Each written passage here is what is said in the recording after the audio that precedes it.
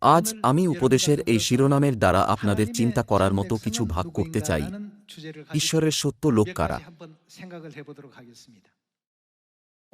এখনকার দিনে লোকেরা মনে করে যে চার্চে যাওয়া তাদের ঈশ্বরের সত্য লোক করে তোলে। কিন্তু বাইবেলে লেখা আছে কারা ঈশ্বরের সত্য লোক। আজ আসুন আমরা এই বিষয়ে চিন্তা করি। আমি আশা করি যে আজ আমরা এলোহিম ঈশ্বর, আমাদের স্বর্গীয় পিতা ও স্বর্গীয় মাতাকে মহান মহিমা, ধন্যবাদ ও প্রশংসা দিতে পারব, যারা আমাদের সত্য দিয়েছেন এবং তাদের লোক হওয়ার অনুমতি দিয়েছেন। ঈশ্বরের সত্য লোক কারা? আমরা কিভাবে তাদের পার্থক্য করতে পারি? আমরা কিভাবে নির্ণয় করতে পারি যে এই লোকেরা ঈশ্বরের লোক যেখানে অন্যরা নয়? অনেক সময় আগে একবার শিবা দেশের রানী সলোমনের সাথে দেখা করতে এসেছিলেন। সলোমনের জ্ঞানের কথা শুনে রানী তাকে পরীক্ষা করার সিদ্ধান্ত নিয়েছিলেন। তিনি একটা কৃত্রিম ফুলের পাশে একটা সতেজ ফুল রেখেছিলেন, যেটাকে দেখতে একেবারে একই রকম ছিল। তারপর তিনি তাকে নির্ণয় করতে বলেছিলেন যে কোনটা তাজা ফুল। আপনারা কি এর উত্তর খুঁজতে সক্ষম হতেন? এই প্রশ্নের উত্তর দেওয়া বেশ কঠিন ছিল। প্রতিটি পাত্রে দুটি একই রকম ফুল রাখা হয়েছিল। তারপর তিনি তাকে আসল ফুল চিনতে বলেছিলেন। এমনকি অসাধারণ দৃষ্টির সাথেও এটা বলা কঠিন হতো। ভাই ও বোনেরা, সলোমন কোন পদ্ধতি ব্যবহার করেছিলেন?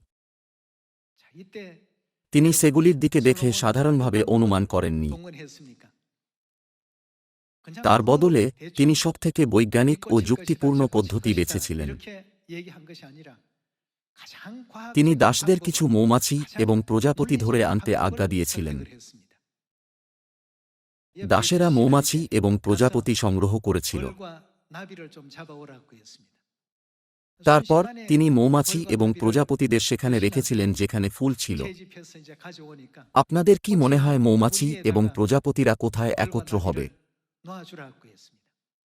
তারা আসল ফুলের চারপাশে একত্র হয়েছিল। নকল ফুলের কোনো সুগন্ধ ছিল না। মৌমাছি বা প্রজাপতি কেউই এর প্রতি আকৃষ্ট হয়নি।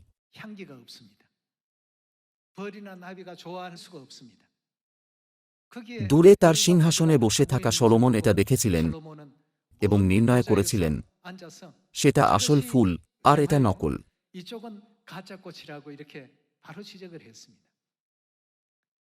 শিবার রানী সলোমনের জ্ঞানে প্রভাবিত হয়েছিলেন।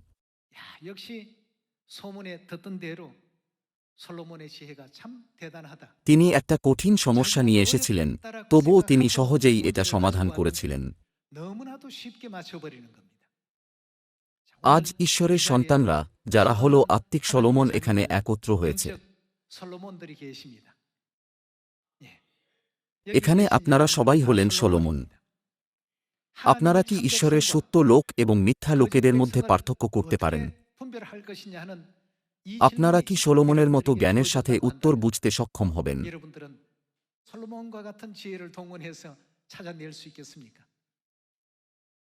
আমাদের সুসমাচার সারা জগতে প্রচারিত হচ্ছে।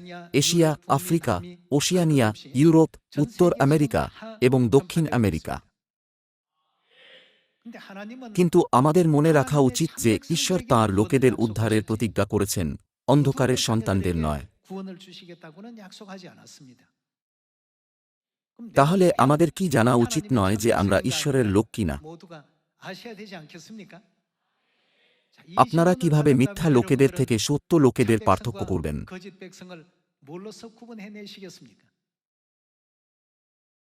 আজ এখানে থাকা সকলেই সলোমনের মতো। আমরা কিভাবে সত্য লোক এবং মিথ্যা লোকেদের মধ্যে পার্থক্য করতে পারব? আজ আসুন আমরা একসাথে এই বিষয়ে চিন্তা করি। কোরিয়াতে জাতীয় ছুটির দিন আছে, তাই না? 15ই আগস্ট কোন দিন? এটা হল জাতীয় স্বাধীনতা দিবস, যখন কোরিয়া অত্যাচার থেকে মুক্ত হয়েছিল। কিন্তু অন্য দেশের বিষয়ে কি? নেপালে 15ই আগস্ট মানে কি? সদস্যরা বলেন যে এটা সেখানে উল্লেখযোগ্য নয়। এটা কোরিয়া প্রজাতন্ত্রের একটি জাতীয় ছুটির দিন। নেপালে এই দিনের কোনো গুরুত্ব নেই। আমেরিকার বিষয়ে কি? সদস্যরা বলেন, না, আমেরিকাতেও এই দিনের কোনো অর্থ নেই। তাহলে 1লা মার্চের বিষয়ে কি? কোরিয়াতে এটা স্বাধীনতা আন্দোলন দিবস। 1লা মার্চ হল সেই সময় যখন লোকেরা অন্য দেশের দ্বারা নিপীড়িত হওয়ার সময় কোরিয়ার স্বাধীনতার জন্য চিৎকার করেছিল।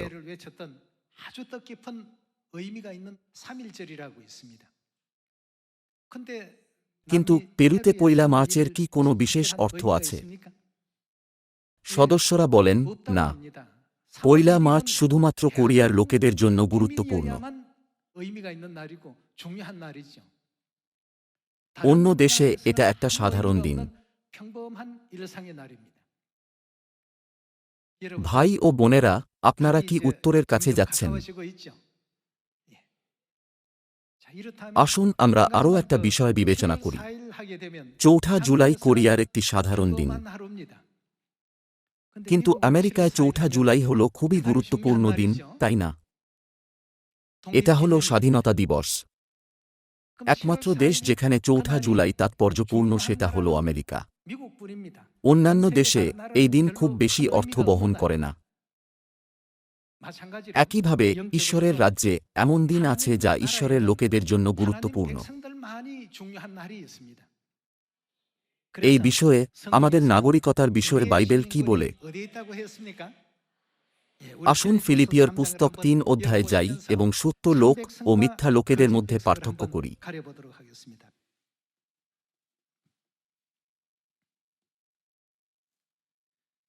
আসুন ফিলিপিয়র পুস্তক 3 অধ্যায় 18 থেকে 20 পদ দেখি। কেননা অনেকে এমন চলিতেছে, যাহাদের বিষয়ে তোমাদিগকে বারবার বলিয়াছি এবং এখনও রোদন করিতে করিতে বলিতেছি, তাহারা খ্রিস্টের ক্রুশের শত্রু, তাহাদের পরিণাম বিনাশ, উদর তাহাদের ঈশ্বর, এবং নিজ লজ্জাতেই তাহাদের গৌরব, তাহারা পার্থিব বিষয় ভাবে। কারণ আমরা কোথাকার প্রজা? স্বর্গপুরীর প্রজা। অন্য কথায়, যেহেতু আমরা স্বর্গের নাগরিকত্ব পেয়েছি, তাই স্বর্গরাজ্য কি আমাদের দেশ নয়? তাহলে স্বর্গে কি জাতীয় ছুটির দিন আছে? হ্যাঁ, আছে।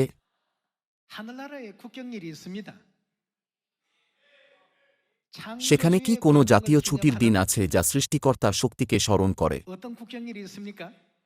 হ্যাঁ, এটা হল বিশ্রাম দিন। সেখানে নিস্তার পর্বও আছে যা উদ্ধারকর্তার শক্তিকে স্মরণ করে। 3 বারে আসা 7 পর্ব আছে, কিন্তু আসুন আমরা প্রথমে সেগুলির মধ্যে দুটির বিষয়ে চিন্তা করি, বিশ্রাম দিন এবং নিস্তার পর্ব।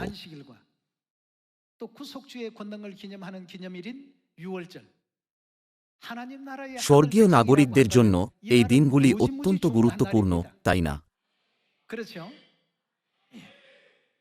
কিন্তু অন্য জাতির লোকেদের জন্য এই দিনগুলি গুরুত্বপূর্ণ নয়। তাই যখন আমরা নিস্তার পর্বের বিষয়ে বলি, তারা বলে, যেহেতু এটা নাশ হয়ে গেছে, তাই নিস্তার পর্ব পালন করার কোনো দরকার নেই, কারণ এটা তাদের দেশের জাতীয় ছুটির দিন নয়। ফিলিপিয় 3 অধ্যায় 20 পদ অনুসারে আমাদের নাগরিকতা কোথায়? ঈশ্বরের লোকেদের জন্য, যারা স্বর্গের নাগরিকত্ব ধারণ করে। সেখানে বিশ্রাম দিন নামক জাতীয় ছুটির দিন আছে যা সৃষ্টিকর্তার শক্তিকে স্মরণ করে, এবং নিস্তার পর্ব আছে যা উদ্ধারকর্তার শক্তিকে স্মরণ করে।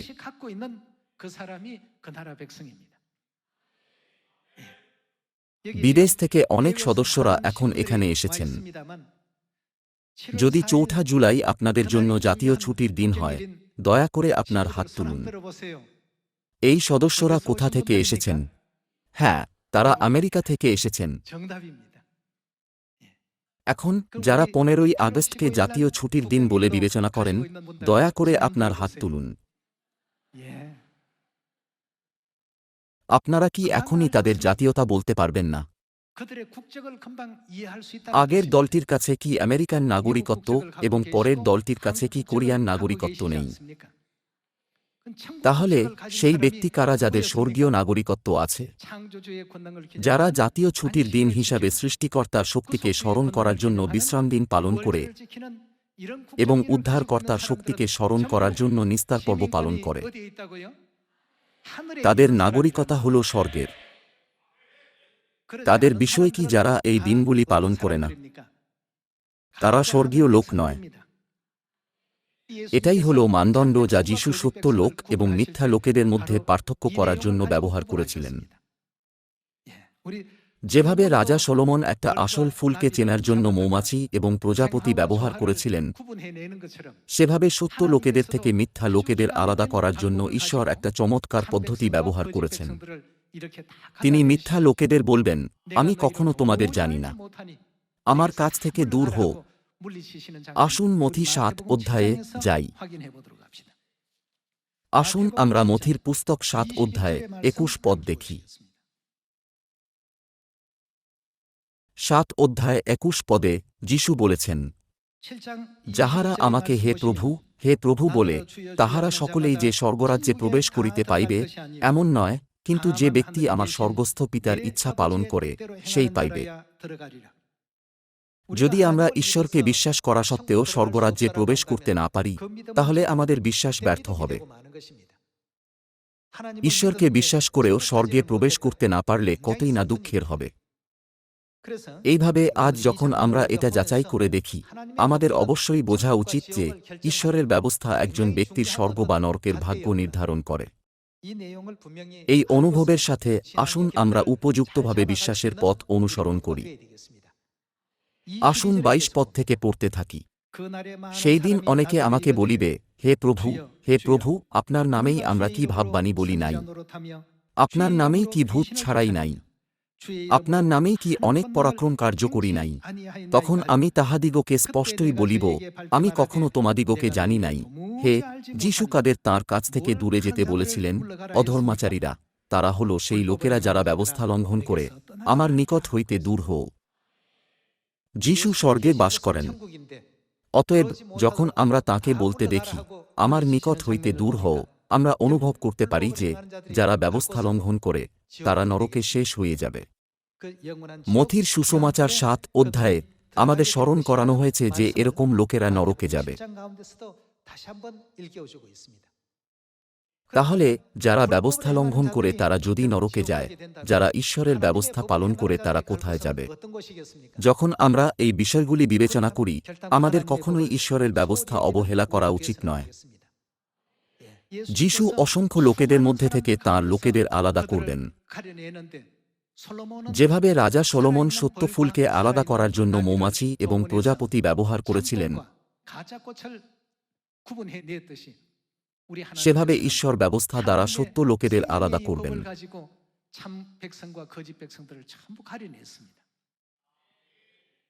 ঈশ্বর বলবেন, যারা বিশ্রামদিন পালন করে যা সৃষ্টিকর্তা শক্তিকে স্মরণ করে, তারা এই দিকে দাঁড়াও। তাহলে শুধুমাত্র ঈশ্বরের লোকেরা একত্র হবে। সমস্ত মিথ্যা লোকেরা সেখানে একত্র হবে যেখানে রবিবারের আরাধনা পালন করা হয়। ভাই ও বোনেরা, আপনারা কি চিনতে পারছেন না তারা কারা? এইভাবে ঈশ্বর সত্য লোকেদের পার্থক্য করেন। ঈশ্বর আরও বলবেন, যারা নিস্তার পর্ব পালন করো, যা উদ্ধারকর্তার শক্তিকে স্মরণ করে, তারা এই দিকে একত্র হও, এবং যারা সেটা স্মরণ করো না তারা সেই দিকে একত্র হও।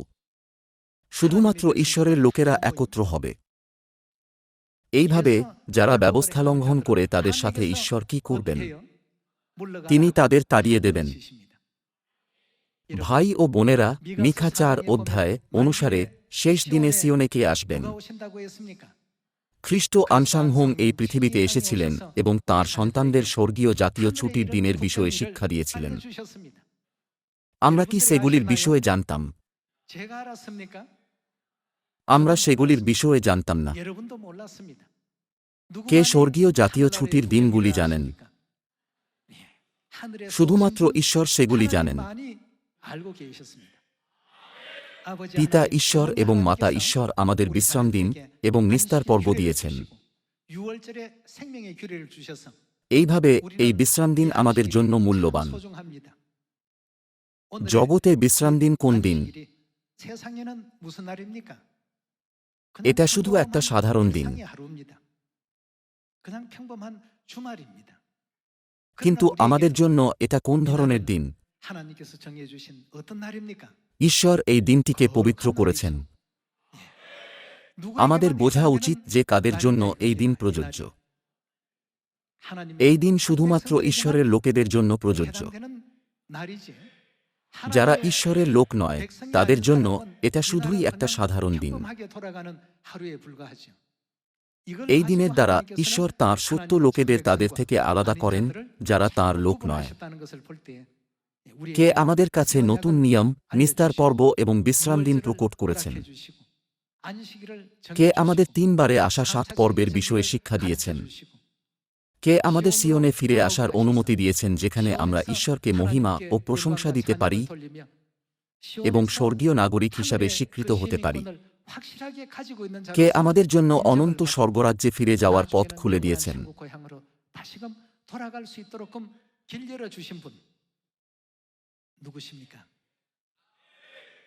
তাঁরা কি আমাদের পিতা ঈশ্বর এবং মাতা ঈশ্বর নন?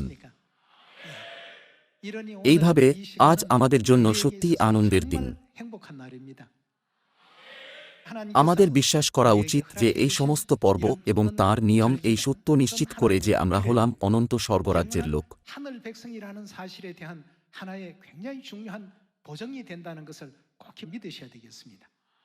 আসুন যাত্রা পুস্তক 31 অধ্যায় দেখি। যাত্রা পুস্তক 31 অধ্যায় 13 পদ। 31 অধ্যায় 13 পদে ঈশ্বর বলেছেন, তুমি ইসরায়েল সন্তানগণকে আরও এই কথা বলো, তোমরা অবশ্য আমার বিশ্রাম দিন পালন করিবে। বিশ্রাম দিন হল ঈশ্বরের। এটা একটা অত্যন্ত গুরুত্বপূর্ণ দিন, যা তাঁর নিজের অধিকার হিসাবে চিহ্নিত। তোমরা অবশ্য আমার বিশ্রাম দিন পালন করিবে, কেননা এটা কি হবে? তোমাদের পুরুষানুক্রমে আমার ও তোমাদের মধ্যে ইহা এক চিহ্ন রহিল। অন্য কথায় ঈশ্বর বলতে চেয়েছেন, বিশ্রাম দিন হল প্রমাণ যে আমি তোমাদের ঈশ্বর এবং তোমরা আমার লোক। যেন তোমরা জানিতে পারো যে আমি তোমাদের পবিত্রকারী সদাপ্রভু। 14 পদ। অতএব তোমরা বিশ্রাম দিন পালন করিবে, কেননা তোমাদের নিমিত্তে সেই দিন, এই দিন ঈশ্বর ও আমাদের মধ্যে কি পবিত্র। যে কেহ সেই দিন অপবিত্র করিবে, তাহার প্রাণদণ্ড অবশ্য হইবে, কারণ যে কেহ ওই দিনে কার্য করিবে, সে আপন লোকদের মধ্য হইতে উচ্ছিন্ন হইবে। এইভাবেই ঈশ্বর বিশ্রাম দিনকে এতটাই গুরুত্ব দিয়েছেন। যদি কেউ দাবি করে বিশ্রাম দিন তুচ্ছ, তাহলে আমরা সহজেই বুঝতে পারব যে সে ঈশ্বরের রাজ্যের অন্তর্গত নয়। আসুন আমরা 15 থেকে 17 পদ পড়তে থাকি। 6 দিন কার্য করা হইবে, কিন্তু সপ্তম দিন সদাপ্রভুর উদ্দেশ্যে বিশ্রামার্থক পবিত্র বিশ্রাম দিন। সেই বিশ্রাম দিনে যে কেহ কার্য করিবে, তাহার প্রাণদণ্ড অবশ্য হইবে। ইসরায়েল সন্তানগণ চিরস্থায়ী নিয়ম বলিয়া পুরুষানুক্রমে বিশ্রাম দিন মান্য করিবার জন্য বিশ্রাম দিন পালন করিবে। আমার ও ইসরায়েল সন্তানগণের মধ্যে এটা কি হবে? ইহা চিরস্থায়ী চিহ্ন, কেননা সদাপ্রভু 6 দিনে আকাশমণ্ডল ও পৃথিবী নির্মাণ করিয়াছিলেন, আর সপ্তম দিনে বিশ্রাম করিয়া আপ্যায়িত হইয়াছিলেন। বিশ্রাম দিন, যা সৃষ্টিকর্তার শক্তিকে স্মরণ করে, স্বর্গীয় নাগরিকদের এই দিনের সাথে কেমন আচরণ করা উচিত। এটা অন্যদের জন্য নয়, কিন্তু তাদের জন্য কর্তব্য যাদের স্বর্গীয় নাগরিকত্ব আছে। চতুর্থ আজ্ঞা কি? তুমি বিশ্রাম দিন স্মরণ করিয়া পবিত্র করিও। আসুন আমরা বিশ্রাম দিনের ব্যবস্থা নিশ্চিত করি যা ঈশ্বর আমাদের দিয়েছেন। যাত্রা পুস্তক 20 অধ্যায়। যাত্রা পুস্তক 20 অধ্যায় 8 পদে ঈশ্বর বলেছেন, তুমি বিশ্রাম দিন স্মরণ করিয়া, আমাদের কিভাবে এই দিন স্মরণ করা উচিত, পবিত্র করিও। কে এই বাক্যগুলি বলেছেন? এটা হল ঈশ্বরের পবিত্র ব্যবস্থা। আসুন আমরা উপরের পদ পড়ার দ্বারা এই সত্য পরীক্ষা করি যে এটা হল ঈশ্বরের ব্যবস্থা। 20 অধ্যায় 1 পদ। আর ঈশ্বর এই সকল কথা কহিলেন, আমি তোমার ঈশ্বর সদাপ্রভু, যিনি মিশর দেশ হইতে দাসগৃহ হইতে তোমাকে বাহির করিয়া আনিলেন। ঈশ্বর ঘোষণা করেছেন যে এগুলি তাঁরই বাক্য এবং এক এক করে তাঁর আজ্ঞা দিয়েছেন। আমার সাক্ষাতে তোমার অন্য দেবতা না থাকুক, মূর্তি পূজা করিও না, ঈশ্বরের নাম অনর্থক লইও না, তুমি বিশ্রাম দিন স্মরণ করিয়া পবিত্র করিও। বাকিগুলি চলতেই থাকে। এই আজ্ঞাগুলি শুধুমাত্র যে কারোর জন্য প্রযোজ্য নয়, এটা স্বর্গের লোকেদের ক্ষেত্রে প্রযোজ্য। তাহলে আসুন যিশাইয়ে 56 অধ্যায় যাওয়ার দ্বারা বিশ্রাম দিনের আশীর্বাদ নিশ্চিত করি। আসুন যিশাইয়ে 56 অধ্যায়ে 1 পদ দেখি। 56 অধ্যায়ে 1 পদ।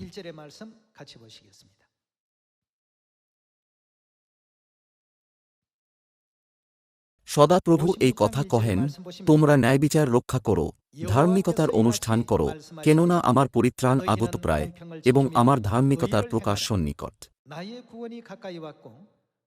ধন্য সেই ব্যক্তি যে এইরূপ আচরণ করে এবং সেই মানব সন্তান যে ইহা দৃঢ় করিয়া রাখে, যে বিশ্রামবার পালন করে, আমাদের কিভাবে বিশ্রাম দিন পালন করা উচিত, অপবিত্র করে না এবং সমস্ত দুষ্ক্রিয়া হইতে আপন হস্ত রক্ষা করে।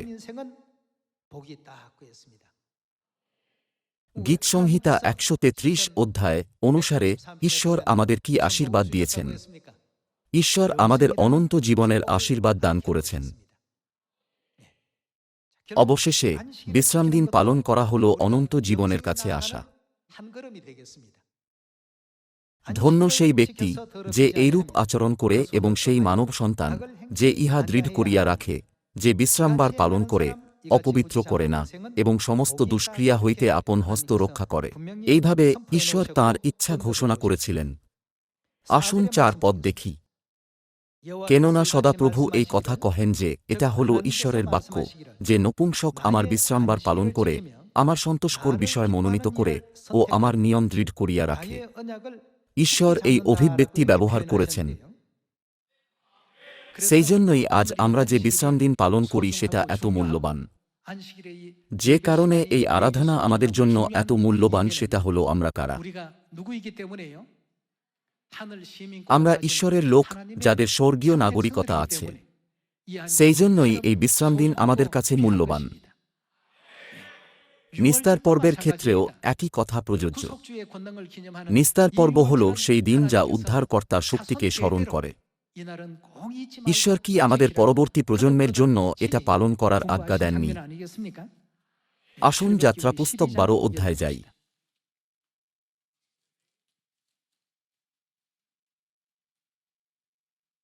আসুন যাত্রাপুস্তক 12 অধ্যায় 11 পদে ঈশ্বরের বাক্য দেখি। আর তোমরা এইরূপে তাহা ভোজন করিবে, কটিবন্ধন করিবে, চরণে পাদুকা দিবে, হস্তে যষ্টি লইবে ও ত্বরান্বিত হইয়া তাহা ভোজন করিবে, ইহা সদাপ্রভুর নিস্তার পর্ব। 12 পদ। কেননা সেই রাত্রিতে আমি মিশর দেশের মধ্য দিয়া যাইব এবং মিশর দেশস্থ মনুষ্যের ও পশুর যাবতীয় প্রথমজাতকে আঘাত করিব এবং মিশরের যাবতীয় দেবের বিচার করিয়া দণ্ড দিব, আমি সদাপ্রভু। অতএব তোমরা যে যে গৃহে থাকো, তোমাদের পক্ষে ওই রক্ত কি হবে? চিহ্নস্বরূপে সেই গৃহের উপরে থাকিবে, তাহাতে আমি যখন মিশর দেশকে আঘাত করিব, তখন সেই রক্ত দেখিলে তোমাদিগকে ছাড়িয়া অগ্রে যাইব, সংহারের আঘাত তোমাদের উপরে পড়িবে না। আর এই দিনে তোমাদের কি করা উচিত? আর এই দিন তোমাদের স্মরণীয় হইবে এবং তোমরা এই দিনকে সদাপ্রভুর উৎসব বলিয়া পালন করিবে, পুরুষানুক্রমে চিরস্থায়ী বিধিমতে এই উৎসব পালন করিবে। কোন দেশের লোকেরা নিস্তার পর্বকে অপরিহার্য স্মরণীয় দিন হিসাবে পালন করে? তারা হল স্বর্গের লোক। যদি এমন লোকেরা থাকে যারা বিশ্রামদিন স্মরণ করে এবং এটাকে পবিত্রভাবে পালন করে, তাহলে তারা কোন দেশের? যখন আমি জিজ্ঞাসা করেছিলাম, যদি আপনার দেশে 4 জুলাই স্বাধীনতা দিবস পালন করা হয়, তাহলে দয়া করে আপনার হাত তুলুন, আমেরিকান সদস্যরা তাদের হাত তুলেছিলেন। যখন আমি জিজ্ঞাসা করেছিলাম, যদি আপনি 15ই আগস্ট জাতীয় স্বাধীনতা দিবস পালন করেন, তাহলে দয়া করে আপনার হাত তুলুন, কোরিয়ান সদস্যরা তাদের হাত তুলেছিলেন। যদি আপনি উদ্ধারকর্তার স্মরণীয় দিন হিসাবে নিস্তার পর্ব পালন করেন, দয়া করে আপনার হাত তুলুন। আপনারা কারা যারা আপনাদের হাত তুলেছেন? আপনারা হলেন স্বর্গের লোক। ঠিক যেমন ফিলিপিও ৩ অধ্যায় ২০ পদে লেখা আছে, আমাদের নাগরিকতা কোথায়? আমাদের নাগরিকতা হল স্বর্গের। আমরা হলাম ঈশ্বরের লোক। কে আমাদের স্বর্গের লোক হওয়ার যোগ্যতা দিয়েছেন? মিখা ৪ অধ্যায়ে বলা হয়েছে, শেষ দিনে তিনি আমাদের তাঁর পথের বিষয়ে শিক্ষা দেবেন। যদি আমরা তাঁর শিক্ষা গ্রহণ না করতাম, তাহলে আমরা কি স্বর্গীয় লোক হিসাবে যোগ্য হতে পারতাম? তাহলে আমরা সবকিছু হারিয়ে দিতাম। আত্মা ও কন্যা এই পৃথিবীতে এসেছেন, আমাদের সিয়নে নেতৃত্ব করেছেন। সিয়নে তাঁরা স্বর্গের বিষয়ে আমাদের সবকিছু শিক্ষা দিচ্ছেন। এই পৃথিবীর লোকেরা কখনোই এরকম স্বর্গীয় জাতীয় ছুটির দিনগুলি জানে না। তারা নিস্তার পর্ব জানে না, যা উদ্ধারকর্তার শক্তিকে স্মরণ করে, আর বিশ্রাম দিনও জানে না, যা সৃষ্টিকর্তার শক্তিকে স্মরণ করে।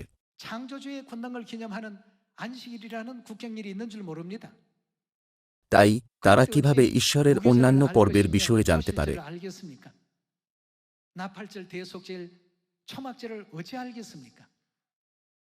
এলোহিম ঈশ্বর শেষ দিনে এই পৃথিবীতে এসেছেন, স্বর্গীয় লোক হিসাবে আমাদের যোগ্যতা পুনঃস্থাপন করেছেন এবং আমাদের স্বর্গীয় নাগরিকত্ব প্রদান করেছেন। এই আশীর্বাদপূর্ণ বিশ্রাম দিনে আমাদের স্বর্গীয় পরিবারের সমস্ত সদস্যদের পিতা ঈশ্বর এবং মাতা ঈশ্বরকে অনন্ত প্রশংসা, মহিমা এবং ধন্যবাদ উৎসর্গ করতে অনুরোধ করে আমি এই উপদেশ সমাপ্ত করছি। আপনাদের অনেক ধন্যবাদ।